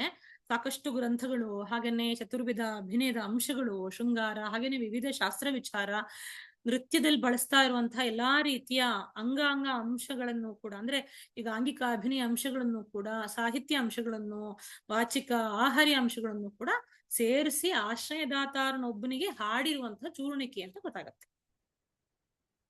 ಇದಲ್ಲದೇನೆ ಈ ಶ್ಲೋಕ ಚೂರ್ಣಿಕೆ ಅಲ್ಲದೇನೆ ನಮ್ಮ ನರ್ತನ ಕ್ರಮದಲ್ಲಿ ಇನ್ನೊಂದು ರೀತಿಯಲ್ಲಿ ಕೀರ್ತನಾಬದ್ಧವಾದಂತಹ ಹಾಡಿದೆ. ಎಷ್ಟು ಕೀರ್ತನಾಬದ್ಧವಾದ ಹಾಡುಗಳಿದೆ ಅಲ್ಲ, ಅದರಲ್ಲಿ ನಾಮಾವಳಿ ಅನ್ನೋದು ಕೂಡ ಹೆಸರು. ಇದಕ್ಕೆ ದೇವರ ನಾಮ ಅಂತಲೂ ಕರೀಬಹುದು. ನಾನು ಹೇಳಿದ್ದೇನಲ್ವಾ, ದಾಸರ ಪದದ ಪಾಠದಲ್ಲಿ ಹೇಳಿದ್ದೀನಿ, ದೇವರ ಸ್ತುತಿಯನ್ನ ಮಾಡುವಂತಹ ಎಲ್ಲಾ ನಾಮಾವಳಿಗಳನ್ನು ಕೂಡ ದೇವರ ನಾಮ ಅಂತಲೇ ಕರೀಬಹುದು. ಒಟ್ಟಿನಲ್ಲಿ ದೇವರ ಹೆಸರುಗಳನ್ನ ಲಯಬದ್ಧವಾಗಿ ಒಂದಾದ ಮೇಲೊಂದರಂತೆ ಏಕರಾಗ ಅಥವಾ ಏಕತಾಳದಲ್ಲಿ ಕೀರ್ತಿಸುವಂತಹ ಹಾಡುಗಳನ್ನ ನಾಮಾವಳಿಗಳು ಅಂತ ಕರೀತಾರೆ. ಇದು ಬೇರೆ ಬೇರೆ ಗಾಯನ ಕ್ರಮ ಅಥವಾ ಸಾಹಿತ್ಯ ಪ್ರಕಾರಗಳಲ್ಲೂ ಕೂಡ ಕಂಡು ಬರುತ್ತೆ. ನೃತ್ಯದಲ್ಲೂ ಕೂಡ ಅಲಂಕಾರಿಕವಾಗಿ ಕೆಲವೊಂದ್ಸಲ ಸಂಚಾರಿ ಭಾವಗಳಲ್ಲಿ ಅಥವಾ ಒಂದು ಸನ್ನಿವೇಶ ಬರ್ಬೇಕಾದ್ರೆ ಅದನ್ನ ಪ್ರತ್ಯೇಕವಾಗಿ ಅಥವಾ ಒಟ್ಟಿಗೆನೆ ಶುರು ಆಗಿರ್ಬೋದು, ಮಧ್ಯದಲ್ಲಾಗಿರ್ಬೋದು, ಹಂತದಲ್ಲಾಗಿರ್ಬೋದು, ಸಂದರ್ಭಾನುಕೂಲವಾಗಿ ನರ್ತಿಸುವಂತಹ ಒಂದು ಪರಿಪಾಠ ಬೆಳೆದು ಬಂದಿದೆ. ಉದಾಹರಣೆಗೆ ಹೇಳ್ಬೇಕು ಅಂತಂದ್ರೆ ಒಂದೇ ಶಂಭು ಮುಮಾಪತಿಂ ಸುರಗುರುಂ ಅಂತಿದೆ ಅಲ್ವಾ, ಅದಾಗಿರ್ಬಹುದು. ಅಥವಾ ಆ ಇದು ಶಿವನ ರುದ್ರ ಇದರಲ್ಲಿ ಬರುವಂತದ್ದು ನಮಸ್ತೆ ಅಸ್ತು ಭಗವನ್ ವಿಶ್ವೇಶ್ವರಾಯ ಅದು ಬರುತ್ತಲ್ಲ, ಅದನ್ನು ಕೂಡ ಸಾಮಾನ್ಯವಾಗಿ ಬಳಸ್ತಾರೆ. ಅಂದ್ರೆ ಎಲ್ಲ ದೇವರ ನಾಮಾವಳಿಗಳನ್ನ ಸಂಸ್ಕೃತದಲ್ಲಿದೆ. ಹಾಗೇನೆ ಶುದ್ಧ ಬ್ರಹ್ಮ ಪರ ರಾಮ ಕಾಲಾತ್ಮಕ ಬರುತ್ತಲ್ವಾ ನಿಮ್ಗೆ, ಅದು ಕೂಡ ರಾಮನಾಮಾವಳಿ ಅಂತ ಹೆಸರು. ಅದನ್ನು ಕೂಡ ಕೆಲವರು ನೃತ್ತಿಸ್ತಾರೆ. ಇದೇ ತರದಲ್ಲಿ ಬೇರೆ ಬೇರೆ ದೇವರ ಭಗವಂತನ ಸ್ತುತಿಯನ್ನು ಒಳಗೊಂಡಿರುವಂತಹ ನಾಮಾವಳಿಗಳಿದೆ. ದಾಸವರೇಣ್ಯರು ಕೂಡ ಕೆಲವು ವೃತ್ತನಾಮಾವಳಿಗಳನ್ನ ಬರೆದಿದ್ದಾರೆ. ಅದನ್ನ ಅಭಿನಯಿಸ್ತಾ ಬರುವಂತದ್ದು ಕರ್ನಾಟಕದ ನೃತ್ಯ ಶೈಲಿಯಲ್ಲಿ ನಾವು ಕಾಣಬಹುದು. ಮೈಸೂರು ಮೊದಲಾದಂತಹ 4 ನೃತ್ಯ ಶೈಲಿಗಳಿದೆಯಲ್ಲ, ಅದರಲ್ಲೆಲ್ಲ ಇವತ್ತಿಗೂ ಕಾಣಬಹುದು. ಅದ್ರದ್ದೇ ಸ್ವಲ್ಪ ಮಟ್ಟಿಗೆ ಅಪಭ್ರಂಶ ರೂಪದಲ್ಲಿ ಶ್ಲೋಕದ ಸ್ವರೂಪದಲ್ಲೇ ಇರುವಂತಹ ತಮಿಳು ರಚನೆಗಳನ್ನ ಸಾಮಾನ್ಯವಾಗಿ ವಿರುತ್ತಂ ಅಂತ ಕರೀತಾರೆ. ವೃತ್ತ ಅನ್ನೋದು ವಿರುತ್ತಂ ಅಂತ ಆಗಿದೆ. ಅಲ್ಲಿ ತಮಿಳುನಾಡಿನ ನೃತ್ಯ ಶೈಲಿನಲ್ಲಿಯೂ ಕೂಡ ಅದನ್ನ ನರ್ತಿಸುವಂತಹ ಕ್ರಮ ಇದೆ. ಇನ್ನು ನಾವು ಪ್ರಶ್ನೆಗೆ ಬರೋಣ. ಶ್ಲೋಕಕ್ಕೂ ಚೂರ್ಣಿಕೆಗೂ ವ್ಯತ್ಯಾಸ ಏನು? ಈಗಾಗಲೇ ಹೇಳ್ತಾ ಬಂದಿದ್ದೀನಿ, ಆದ್ರೂ ಇನ್ನೊಂದ್ಸಲ ಬಿಡಿಸ್ಬಿಟ್ಟು ಹೇಳ್ತೀನಿ. ಚೂರ್ಣಿಕೆ ಸಾಮಾನ್ಯವಾಗಿ ರಾಗಬದ್ಧವಾಗಿಯೇ ಹಾಡುವಂತಹ ಕ್ರಮ. ಶ್ಲೋಕ ಹಾಗಲ್ಲ, ನೀವು ವಾಚನ ಮಾಡಬಹುದು. ಶುಕ್ಲಾಂಬರಧರಂ ವಿಷ್ಣುಂ ಶಶಿವರ್ಣಂ ಚತುರ್ಭುಜಂ, ನೀವು ಹಾಡ್ಲೇಬೇಕು ಅಂತ ಏನ್ ರೂಲ್ಸ್ ಇಲ್ಲ ಅಲ್ವಾ. ಡ್ಯಾನ್ಸ್ಗೆ ಆಗ್ಬೇಕಾದ್ರೆ ಹಾಡ್ಬೋದು, ಆದ್ರೆ ಹಾಡ್ಲೇಬೇಕು ಅಂತ ರೂಲ್ಸ್ ಇಲ್ಲ. ಆದ್ರೆ ಚೂರ್ಣಿಕೆಯನ್ನ ಹಾಗೆ ಮಾಡಕ್ಕಾಗಲ್ಲ. ನೀವು ರಾಗದಲ್ಲಿ ಹಾಡದೆ ಹೋದ್ರೆ ಅದು ಚೆನ್ನಾಗಿ ಕೇಳಿಸಲ್ಲ ಒಂದು. ಮತ್ತು ಶ್ಲೋಕಕ್ಕೆ ನಿರ್ದಿಷ್ಟವಾದ ಛಂದಸ್ಸಿದೆ. ಅದು ಅನುಷ್ಠುಪ್ ಛಂದಸ್ಸಿಗೆ ಮೀಸಲಾದಂತಹ ಒಂದು ಸಂಸ್ಕೃತ ಪ್ರಕಾರ, ರಚನಾ ಪ್ರಕಾರ. ಈ ಚೂರ್ಣಿಕೆಗೆ ನಿರ್ದಿಷ್ಟವಾಗಿರೋ ಛಂದಸ್ಸು ಇಲ್ಲ. ಯಾವುದೇ ಛಂದಸ್ನಲ್ಲೂ ಇರಬಹುದು, ಇಲ್ದೇನೂ ಇರಬಹುದು. ಸಂಸ್ಕೃತದಲ್ಲಿ ಗದ್ಯ ತರ ಕಾಣುತ್ತಲ್ಲ, ಅದೆಲ್ಲವೂ ಕೂಡ ಚೂರ್ಣಿಕೆಗೆ ಸೇರ್ಕೊಳ್ಬಹುದು. ಹಾಗೇನೆ ಶ್ಲೋಕದಲ್ಲಿ ನಮಗೆ ಅಭಿನಯಕ್ಕೆ ಬೇಕಾದಾಗ ಅದನ್ನ ಸಾಲುಗಳನ್ನ ಪುನರಾವರ್ತಿಸಿ ನಾವು ಹಾಡ್ತೀವಿ, ಹಾಗೇನೆ ನರ್ತನ ಮಾಡ್ತೀವಿ ಅಲ್ವಾ. ಈಗ ಉದಾಹರಣೆಗೆ ಹೇಳ್ಬೇಕು ಅಂತಂದ್ರೆ ಆಂಗಿಕಂ ಭುವನಂ ಯಸ್ಯ ಅನ್ನೋದನ್ನ ತಗೊಳ್ಳೋಣ ಬೇಕಿದ್ರೆ. ಅದನ್ನ ಪುನಃ ಪುನಃ ನಾವು ಬೇಕಾದ್ರೆ ಆಂಗಿಕ ಅಂದ್ರೆ ಏನು, ವಾಚಿಕ ಅಂದ್ರೆ ಏನು ಅನ್ನೋ ತರದಲ್ಲಿ ಪುನಃ ಪುನಃ ರಿಪೀಟ್ ಮಾಡಿ ಹಾಡ್ತೀವಿ ಅಲ್ವಾ. ಆದ್ರೆ ಚೂರ್ಣಿಕೆನಲ್ಲಿ ಹಾಗಲ್ಲ. ಯಾವುದೇ ಸಾಲುಗಳನ್ನು ಕೂಡ ಪುನರಾವರ್ತನೆ ಮಾಡಲ್ಲ, ಯಾಕಂದ್ರೆ ಅಷ್ಟು ಉಡ್ದಾಗಿರುತ್ತೆ. ಪುನರಾವರ್ತನೆ ಮಾಡಕ್ ಹೊರಟ್ರೆ ಅದು ಮುಗಿಯೋದೇ ಇಲ್ಲ, ಹಾಗೆ ಉದ್ದಕ್ಕೆ ಹಾಡ್ಕೊಂಡು ಹೋಗ್ತಾರೆ. ಇತ್ತೀಚೆಗೆ ಅದನ್ನ ನರ್ತನ ಮಾಡುವಂತಹ ಒಂದು ಬದಲಾವಣೆ ಘಟಿಸಿದೆ. ಮೊದಲು ಅದನ್ನ ಹಾಡ್ತಾ ಇದ್ರು ಅಥವಾ ಪಠಿಸ್ತಾ ಇದ್ರು ಅನ್ನೋದು ಗೊತ್ತಾಗತ್ತೆ. ಇನ್ನು ಶ್ಲೋಕದಲ್ಲಿ ಅದು ನಾನು ಈಗಾಗಲೇ ಹೇಳಿದೆ, 8 8 8 8 ಅಂತ ಕಳೆದ ಕ್ಲಾಸ್ನಲ್ಲಿ ಆ ಪಾದಗಳಲ್ಲಿ ಎಷ್ಟೆಷ್ಟು ಅಕ್ಷರ ಇರಬೇಕು ಅಂತ ಹೇಳಿದ್ದೀನಿ. ಒಟ್ಟು 8 4 32 32 ನಂಬರ್ ಅಕ್ಷರದಲ್ಲಿ ಇರಲೇಬೇಕದು. ಅದರಲ್ಲಿ ಗುರು ಲಘು ವಿನ್ಯಾಸವನ್ನು ಗಮನಿಸ್ಕೊಳ್ಬೇಕಾಗತ್ತೆ. ನೀವು ಕಲ್ತಿರ್ತೀರ ಸಹಜವಾಗಿ ಕನ್ನಡದ ಅಥವಾ ಸಂಸ್ಕೃತದ ಛಂದಸ್ಸಿನ ಅಧ್ಯಯನದಲ್ಲಿ, ಪದ್ಯಗಳ ಅಧ್ಯಯನದಲ್ಲಿ ನಿಮಗೆ ಪಾಠ ಆಗಿರುತ್ತಲ್ವಾ. ಛಂದಸ್ಸು ಅಂತಂದ್ರೆ ಏನು ಅಂತ ಹೇಳ್ಬೇಕಾದ್ರೆ ಗುರು ಲಘು ಹಾಕೋದು ಹೇಗೆ ಅಂತ ಹೇಳಿರ್ತಾರೆ. ಹಾಗೆ ಅದರಲ್ಲಿ ಮೊದಲ 4 ಅಕ್ಷರಗಳು ಗುರು ಲಘು ವಿನ್ಯಾಸ ಹೇಗೂ ಇರ್ಬೋದು. ಅಂದ್ರೆ ಸರ್ವ ಲಘುನೂ ಆಗಿರ್ಬೋದು, ಅಥವಾ 3 ಲಘು ಬಳಿಕ 1 ಗುರು ಬರ್ಬೋದು. ಈ ತರನು ಅದ್ರ ಇಟ್ಕೊಳ್ಬಹುದು. ಹೀಗೆ ಎಲ್ಲಾ ಪಾದಗಳ ಅಕ್ಷರ ಗುರು ಲಘು ಸಮವಾಗಿದ್ರೆ ಅದನ್ನ ಸಮಪಾದ ಅಂತ ಅಂತಾರೆ. ಇದಲ್ಲದೆ ವಿಷಮ ಪಾದಗಳು ಇರುತ್ತೆ ಅಂತ ಗೊತ್ತಾಗತ್ತೆ. ಚೂರ್ಣಿಕೆನಲ್ಲಿ ಈ ತರದ ರೂಲ್ಸ್ ಯಾವ್ದು ನಮ್ಗೆ ಸಿಗಲ್ಲ. ಅದನ್ನ ಹೇಳದ್ನಲ್ಲ, ಅದು ಗದ್ಯದ ತರನೂ ಇರುತ್ತೆ. ನೀವು ಒಂದ್ಸಲ ಚೂರ್ಣಿಕೆಯನ್ನ ಹಾಡಿದಾಗ ನಿಮ್ಗೆ ಇದು ಗೊತ್ತಾಗತ್ತೆ. ಇನ್ನೊಂದು ಮುಖ್ಯವಾಗಿ ಗಮನಿಸಬೇಕಾಗಿರುವಂತದ್ದು ಬ್ರಾಹ್ಮಣ ಸಂತರ್ಪಣೆ. ಸಾಮಾನ್ಯವಾಗಿ ಮಧ್ಯಾಹ್ನದಲ್ಲಿ ಅಥವಾ ಸಾಮಾನ್ಯವಾಗಿ ಮಧ್ಯಾಹ್ನದಲ್ಲೇ ಸಾಂಪ್ರದಾಯಿಕ ಊಟೋಪಚಾರಗಳು, ಸುವಾಸಿನಿ ಸಂತರ್ಪಣೆ ಇದೆಲ್ಲ ಮಾಡ್ತಾರೆ ಸಾಮಾನ್ಯವಾಗಿ. ಆಗ ಚೂರ್ಣಿಕೆಯನ್ನ ಹೇಳುವಂತ ಪದ್ಧತಿ ಊಟದ ಮಧ್ಯೆ, ಅಂದ್ರೆ ದೇವರ ನಾಮಸ್ಮರಣೆ ಮಾಡಿಕೊಂಡು ಸಾವಧಾನವಾಗಿ ಭೋಜನ ಮಾಡ್ಬೇಕು ಅನ್ನುವಂಥದ್ದು ನಮ್ಮ ಭಾರತೀಯ ಸಂಸ್ಕೃತಿ ಅಲ್ವಾ. ಒಂದೊಂದು ತುತ್ತಿನಲ್ಲೂ ಕೂಡ ದೇವರಿದ್ದಾನೆ, ಒಂದು ತುತ್ತನ್ನು ಕೂಡ ನಾವು ಬಿಡಬಾರ್ದು, ವೇಸ್ಟ್ ಮಾಡಬಾರ್ದು. ಹಾಗಾಗಿ ಒಂದು ಪರಬ್ರಹ್ಮ ಸ್ವರೂಪವಾದಂತಹ ಅನ್ನವನ್ನ ನಾವು ನಮ್ಮ ದೇಹದ ಪರಮಾತ್ಮನಿಗೆ ಸಮರ್ಪಿಸಬೇಕಾದ್ರೆ ಅದು ಪರಬ್ರಹ್ಮ ಸ್ವರೂಪ. ನಮ್ಮ ದೇಹದಲ್ಲಿರುವ ಆತ್ಮವು ಕೂಡ ಪರಬ್ರಹ್ಮ ಸ್ವರೂಪ. ದೇಹದ ಕೈಂಕರ್ಯಕ್ಕೋಸ್ಕರ ಆ ಪರಮಾತ್ಮನನ್ನ ನಾವು ತಗೊಳ್ತಾ ಇದೀವಿ ಅಲ್ವಾ ಊಟದ ರೂಪದಲ್ಲಿ. ಹಾಗೆ ಭೋಜನವನ್ನ ಮಾಡಬೇಕಾದ್ರೆ ನಾವು ಶುದ್ಧ ಮನಸ್ಸಿನಿಂದ ದೇವರ ನಾಮಸ್ಮರಣೆಯನ್ನ ಮಾಡ್ಬೇಕು ಭೋಜನವನ್ನ ಅಂತ ಒಂದು ಕ್ರಮ ಇದೆ. ಆಯ್ತಾ. ನಾವು ಬೇರೇನೋ ಮಾತಾಡೋದಲ್ಲ ಸಂಬದ್ಧವಾಗಿ, ಆದ್ರೆ ದೇವರ ನಾಮಸ್ಮರಣೆಗಳನ್ನು ಮಾಡಬೇಕು. ಹಾಗಾಗಿ ಹೀಗೆ ಮಾಡುವಂತಹ ದೇವರ ನಾಮಸ್ಮರಣೆಗಳನ್ನ ಸಾಮಾನ್ಯವಾಗಿ ಚೂರ್ಣಿಕೆಗಳು ಅಂತ ಕರೀತಾರೆ. ಈ ಚೂರ್ಣಿಕೆಗಳಲ್ಲಿ ಕೆಲವೊಂದ್ಸಲ ಶ್ಲೋಕನೂ ಸೇರ್ಕೊಂಡಿರುತ್ತೆ, ಹಾಡುಗಳು ಸೇರ್ಕೊಂಡಿರುತ್ತೆ, ಕೀರ್ತನೆಗಳು ಸೇರ್ಕೊಂಡಿರುತ್ತೆ. ಕೊನೆಗೆ ಏನ್ ಮಾಡ್ತಾರೆ ಅಂತಂದ್ರೆ ಚೂರ್ಣಿಕೆ ಮುಗಿದ ತಕ್ಷಣ ಯಾರೊಬ್ರು ಹಾಡಿ ಮುಗಿಸಿದ ತಕ್ಷಣ ಹರ ನಮಃ ಪಾರ್ವತಿ ಪತೇ ಹರ ಹರ ಮಹಾದೇವ್ ಅಂತ ಹೇಳ್ತಾರೆ. ಸಮೂಹವಾಗಿ ಎಲ್ರೂ ಬಡಿತಾರೆ, ಎಲ್ರು ಹೇಳ್ತಾರೆ. ಅದರಲ್ಲೂ ಕೂಡ ಕಾಂಪಿಟೇಷನ್ ಅಲ್ಲೂ ಕೂಡ ಈ ತರ ಹೇಳೋದನ್ನ ಗಮನಿಸಬಹುದು. ಇದೇನ್ ಮಾಡುತ್ತೆ ಅಂತಂದ್ರೆ ಊಟ ಮಾಡ್ಬೇಕಾದ್ರೆ ಎಲ್ರದ್ದು ಸಾಮಾಜಿಕವಾಗಿ ನಮ್ದು ಒಂದು ಪರಿಚಯ ಚೆನ್ನಾಗಾಗತ್ತೆ, ಉತ್ಸಾಹ ಜಾಸ್ತಿ ಆಗತ್ತೆ. ಹಾಗೇನೆ ಅಂತ್ಯದಲ್ಲಿ ಊಟದ ಅಂತ್ಯಕ್ಕೆ ಮಜ್ಜಿಗೆ ಅನ್ನ ಎಲ್ಲ ಬಂದ ಮೇಲೆ ಭೋಜನಾಂತೆ ವೇಣುಗೋಪಾಲ ಸ್ಮರಣೆ ಗೋವಿಂದ ಗೋವಿಂದ ಅಂತ ಹೇಳ್ಬಿಟ್ಟ ಜೈಕಾರ ಹಾಕ್ಬಿಟ್ಟು ಆ ಅನ್ನ ಸಂತರ್ಪಣೆಯನ್ನ ಸಮಾಪ್ತಿಗೊಳಿಸ್ತಾರೆ. ಮತ್ತೆ ಎಲ್ರು ಹೇಳ್ತಾರೆ. ಸುಮ್ನೆ ಕೂತ್ಕೊಳ್ಬೇಕಾದ್ರೂ ಕೂಡ ಕೂತ್ಕೊಂಡು ಊಟ ಮಾಡೋದಲ್ಲ, ಅಥವಾ ನಂದು ಊಟ ಆಗೋಯ್ತು ನಾನು ಎದ್ದು ಹೋಗ್ತೀನಿ ಅಂತ ಹೋಗುವಂತ ಕ್ರಮವೂ ಇಲ್ಲ. ನಿಜವಾಗಿಯೂ ಕೂಡ ಅದು ಅನ್ನ ಸಂತರ್ಪಣೆ ಆಗಿದ್ರೆ ಎಲ್ರು ಒಟ್ಟಿಗೆ ಕೂತ್ಕೊಳ್ಬೇಕು, ಎಲ್ರಿಗೂ ಒಟ್ಟಿಗೆ ಊಟಕ್ಕೆ ಬಡಿಸ್ಬೇಕು. ಅನ್ನ ಬಂದ ಮೇಲೆ ಅದಕ್ಕೆ ನಮಸ್ಕಾರ ಮಾಡಿ ಊಟವನ್ನ ಆರಂಭ ಮಾಡ್ಬೇಕು ಅಂತ ಲೆಕ್ಕ. ಸುಮ್ನೆ ಹಾಕ್ಬಿಟ್ಟು ತಿನ್ನುವಂತಹ ಅಭ್ಯಾಸವನ್ನ ನಮ್ಮ ಶಾಸ್ತ್ರ ಗ್ರಂಥಗಳಲ್ಲಿ ಹೇಳಿಲ್ಲ. ಹಾಗಾಗಿ ಆರಂಭದಲ್ಲೂ ಕೂಡ ದೇವರ ನಾಮಸ್ಮರಣೆ, ಎಲ್ಲ ಭೋಜನದ ಸಂದರ್ಭದಲ್ಲೂ ಕೂಡ, ಅಂದ್ರೆ ಭೋಜನದ ಅವಧಿ ಉದ್ದಕ್ಕೂ ಕೂಡ ದೇವರ ನಾಮಸ್ಮರಣೆ ಚೂರ್ಣಿಕೆ ಮುಖಾಂತರ, ಕೊನೆಗೆ ಅಂತ್ಯಗೊಳ್ಳುವುದು ಕೂಡ ದೇವರ ನಾಮಸ್ಮರಣೆಯಿಂದ. ಇಷ್ಟು ಒಳ್ಳೆ ಸಂಪ್ರದಾಯಗಳಿದಾವಲ್ಲ ನಮ್ಮ ಭಾರತದಲ್ಲಿ. ಬರೀ ನಾವು ಏನೋ ದೇವರ ನಾಮಸ್ಮರಣೆಯನ್ನು ಅಥವಾ ಪೂಜೆ ಪುನಸ್ಕಾರಗಳನ್ನು ದೇವರ ಗುಡಿನಲ್ಲಿದ್ದಾಗ ದೇವಸ್ಥಾನದಲ್ಲಿದ್ದಾಗಲೇ ಮಾಡ್ಬೇಕು ಅಂತೇನಿಲ್ಲ ಅಲ್ವಾ. ನಾವು ಓಡಾಡುವಂಥದ್ದು, ನಡೆಯುವಂಥದ್ದು, ಊಟ ಮಾಡುವಂಥದ್ದು, ಮಾತಾಡುವಂಥದ್ದು, ನರ್ತನ ಮಾಡುವಂಥದ್ದು ಎಲ್ಲ ಕಡೆನೂ ಆತನಿದ್ದಾನೆ. ಅದಕ್ಕೆ ನೋಡಿ, ಆತ್ಮಾತ್ವಂ ಗಿರಿಜಾಮತಿ ಸಹಚರ ಪ್ರಾಣ ಶರೀರಂ ಗೃಹಂ ಅಂತ ಆ ಒಂದಿಡೀ ನಾವು ಶಿವಾಪರಾಧ ಶಿವ ಮಹಾಪರಾಧ ಕ್ಷಮಾಪಣಾ ಸ್ತೋತ್ರದಲ್ಲಿ ಅದು ಬರುತ್ತೆ. ನನ್ನ ದೇಹ ಅನ್ನುವಂಥದ್ರಲ್ಲಿ ವಾಸವಾಗಿರುವಂತಹ ಆತ್ಮವೇ ನೀನು ಅನ್ನೋದ್ರಿಂದ ಹಿಡಿದು ಯಾವ್ಯಾವ ಥರದಲ್ಲಿ ನಾವು ನಡ್ಕೊಂಡು ಬರ್ತೀವಿ, ಓಡಾಡ್ತೀವಿ, ಅದು ಪ್ರದಕ್ಷಿಣೆ ಆಗತ್ತೆ, ಊಟ ಆಗತ್ತೆ ಅನ್ನೋದನ್ನೆಲ್ಲ ಹೇಳ್ತಾ ಹೋಗ್ತಾನೆ ಕವಿ. ಹಾಗಾಗಿ ಭಜನಾ ಸಂಪ್ರದಾಯದಲ್ಲಿ ನಾವು ಈ ಚೂರ್ಣಿಕೆಗಳನ್ನ ಕಾಣಬಹುದು. ನಾಮಾವಳಿಗಳು ಅಂತೂ ನಾವು ಇದನ್ನ ಗಮನಿಸ್ತೀವಿ. ಕೆಲವು ಜನ ನಾಮಾವಳಿಗಳನ್ನ ಓದ್ತಾರೆ. ಒಟ್ನಲ್ಲಿ ಶ್ಲೋಕ ಚೂರ್ಣಿಕೆಗೂ ನಿಮ್ಗೆ ಅರ್ಥ ವ್ಯತ್ಯಾಸ ಗೊತ್ತಾಯ್ತು. ಚೂರ್ಣಿಕೆ ಬಗ್ಗೂ ತಿಳ್ಕೊಂಡ್ರಿ, ಹಾಗೇನೆ ಶ್ಲೋಕದ ಬಗ್ಗೆನೂ ತಿಳ್ಕೊಂಡ್ರಿ, ಹಾಗೇನೆ ನಮ್ಮ ಸಂಪ್ರದಾಯದ ಕೆಲವು ಭಾಗಗಳನ್ನು ತಿಳ್ಕೊಂಡ್ರಿ ಅಲ್ವಾ. ಈ ತರ ನಮ್ಮ ಸಂಗೀತ ನೃತ್ಯ ಕಲೆಗಳನ್ನ ಜೀವನದ ಅಂಗ ಭಾಗವಾಗಿ ತಿಳಿದುಕೊಳ್ಳುವಂತಹ ಒಂದು ವಿವೇಕ ನಿಮ್ಗೆ ಸಿದ್ಧಿಸ್ಬೇಕು ಮಕ್ಕಳೇ. ಹಾಗೆ ಸಿದ್ಧಿಸಿದಾಗ್ಲೇ ನಾವ್ ಎಲ್ಲೆಲ್ಲ ನೃತ್ಯ ಸಂಗೀತಗಳನ್ನ ನೋಡೋದಕ್ಕಾಗತ್ತೆ, ಎಲ್ಲೆಲ್ಲ ಅದ್ರ ಕನೆಕ್ಷನ್ ಇದೆ ಅಂತ ನಮ್ಗೆ ಸುಲಭದಲ್ಲಿ ಗೊತ್ತಾಗತ್ತೆ. ನಿಮ್ಮ ಅಧ್ಯಯನ ಮತ್ತಷ್ಟು ಮುಂದುವರಿಯುತ್ತೆ, ಸೊಗಸಾಗಿರುವಂತಹ ಲೋಕವೀಕ್ಷಣೆ ನಿಮ್ದಾಗತ್ತೆ. ಅದ್ರ ಮೂಲಕವಾಗಿ ನಿಮ್ಮ ನೃತ್ಯ ಸಂಗೀತಗಳು ಕೂಡ ಬಹಳ ಶ್ರೀಮಂತವಾಗತ್ತೆ.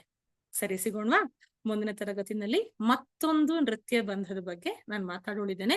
ಈ ಹೊತ್ತಿನ ಪಾಠಗಳನ್ನ ನೀವು ನೃತ್ಯ ಮಾರ್ಗ ಮುಖರದಿಂದ ಪಡಿಬಹುದು. ಹಾಗೆಯೇ ಕೆಲವೊಂದು ವಿಷಯಗಳನ್ನ ನೀವು ನಾನು ಈಗಾಗಲೇ ಹೇಳಿರುವಂತಹ ಕೆಲವೊಂದು ಚೂರ್ಣಿಕೆ ಆಗಿರ್ಲಿ, ಶ್ಲೋಕವನ್ನ ನೀವು ಆನ್ಲೈನ್ ಅಥವಾ ಪುಸ್ತಕಗಳಿಂದಲೂ ಕೂಡ ನೀವು ನೋಡಿ ತಿಳ್ಕೊಳ್ಬಹುದು. ಸರಿ, ಸಿಗೋಣವಾ. ನಮಸ್ಕಾರ.